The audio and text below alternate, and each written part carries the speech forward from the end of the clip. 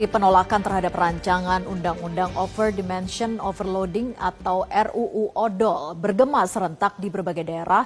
Pada 19 Juni kemarin, ribuan sopir truk dari Bandung, Trenggalek hingga Surabaya itu turun ke jalan dan memarkir armada mereka di sejumlah titik strategis sebagai bentuk protes terhadap kebijakan yang dinilai tidak adil dan menyengsarakan para sopir. Nah, aksi ini tidak hanya menyoroti kebijakan odol yang akan diberlakukan penuh mulai 2026, tetapi juga menuntut pemberantasan premanisme di jalan, serta revisi Undang-Undang Lalu Lintas Jalan nomor 22 tahun 2009. Lalu apa itu truk odol dan mengapa ini dilarang? Kita lihat pemirsa, bahwa truk odol itu adalah singkatan dari over dimension overloading, yaitu kendaraan angkutan barang yang melebihi dimensi atau muatan yang ditetapkan secara resmi oleh pemerintah dalam peraturan lalu lintas dan angkutan jalan. Nah, dampaknya kenapa ini dilarang? Karena truk odol itu membahayakan keselamatan di jalan, merusak infrastruktur seperti jalan raya hingga jembatan. Nah, sehingga pemerintah itu harus menggelontorkan 41 triliun rupiah per tahunnya hanya untuk perbaikan jalan pemirsa. Serta dampak lainnya ini mengakibatkan kecelakaan lalu lintas yang fatal. Nah, pemerintah kemudian melarang operasi truk odol untuk mendukung keselamatan, efisiensi logistik dan juga ketahanan infrastruktur nasional. Nah, kemudian disampaikan oleh Korlantas Polri bahwa pelaksanaan program nasional Indonesia menuju Zero Over Dimension and Overloading sejak 1 Juni 2025 dengan 3 level penindakan oleh petugas, yakni ada tahapan sosialisasi, kemudian peringatan dan juga penegakan hukum. Nah, program ini berlaku secara nasional pemirsa dan juga terintegrasi sehingga truk-truk odol itu akan terpantau di berbagai daerah. Dan tentu harapannya di tahap sosialisasi itu segera dilakukan perubahan ke dimensi standar dan tidak mengangkut barang melebihi daya angkutan. Sementara penegakan hukum atau penilangan itu baru akan dilaksanakan pada saat operasi patuh 2025. Pelaksanaannya dari 14 sampai dengan 27 Juli 2025. Nah, berikut kita simak pernyataan Kakor Lantas Polri terkait dengan target penerapan Zero Odol ini.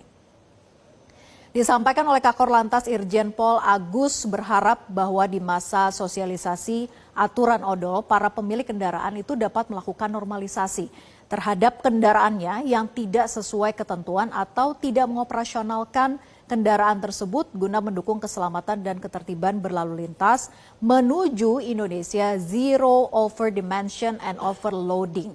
Nah, lalu apa saja sanksi hukum bagi pelanggaran odol berdasarkan regulasi terbaru 2025?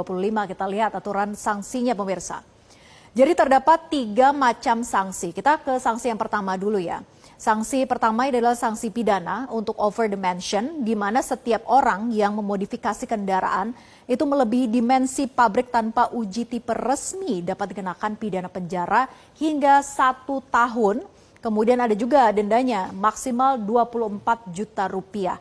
Nah, polisi itu berwenang untuk menyita sementara kendaraan hingga proses pengadilan itu selesai. Nah, sementara itu sanksi pidana untuk overloading. Kita lihat yang kedua, di mana bagi pengemudi atau pemilik yang membawa muatan berlebih di atas toleransi yang ditentukan, itu dapat dikenai pidana kurungan maksimal 2 bulan dan juga denda Rp500.000. Kita lihat ke slide berikutnya untuk sanksi pidana yang kedua. Nah, ini dia pemirsa. Nah, catatan pentingnya dalam revisi 2025, denda untuk overloading kategori lebih dari 20% sampai dengan 50% itu naik hingga Rp1 juta dan untuk lebih dari 50% sampai dengan 100% hingga Rp2 juta. Dan yang terakhir yaitu sanksi administratif. Kita lihat ke slide berikutnya. Sanksi administratif itu adalah untuk pelanggar odol yang berupa tilang, di mana pengemudi menerima tilang elektronik melalui kamera WIM atau Weight in Motion atau Satgas Jalan Raya. Nah, tindakannya itu dilarang melanjutkan perjalanan jika muatan melebihi 20%. Maka kendaraan itu harus membongkar kelebihan muatan di lokasi penilangan. Lalu dikemanakan muatan itu gitu kan yang jadi pertanyaan. Nah, muatan itu nantinya dialihkan ke kendaraan lain hingga sesuai dengan batas yang ditentukan. Maka proses ini juga tercatat sebagai pelanggaran administratif. Nah, pemirsa, sosialisasi rencana penegakan zero odol ini menuai kritik dari para sopir truk. Tuntutan para sopir truk odol ini ada sebagai berikut, pemirsa, bahwa demo dari Bandung hingga Surabaya, bahwa para sopir truk ini membawa aspirasi yang hampir senada sebetulnya. Dari berbagai daerah itu ada 5 tuntutan para sopir. Di antaranya adalah mereka berharap pemerintah pusat itu benar-benar mendengar jeritan sopir yang selama ini menjadi ujung tombak distribusi logistik nasional. Namun merasa diperlakukan tidak adil. Bahwa perwakilan demo Ketua GSJT Angga Firdiansyah itu menyoroti penerapan pasal 277 Undang-Undang LLAJ yang selama ini dirasa tidak adil bagi sopir. Menurutnya bahwa pasal itu hanya mengatur soal perubahan fisik kendaraan, bukan tentang kelebihan dimensi muatan. Tapi justru yang sering ditindak adalah para sopir karena dianggap odol.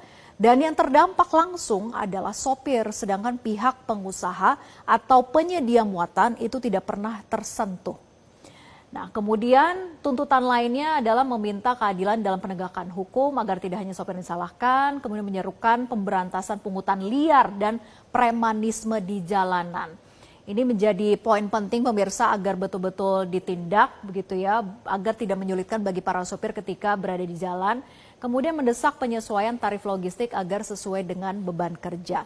Nah, pemirsa, persoalan odol ini soal komitmen sebetulnya oleh seluruh pihak termasuk negara.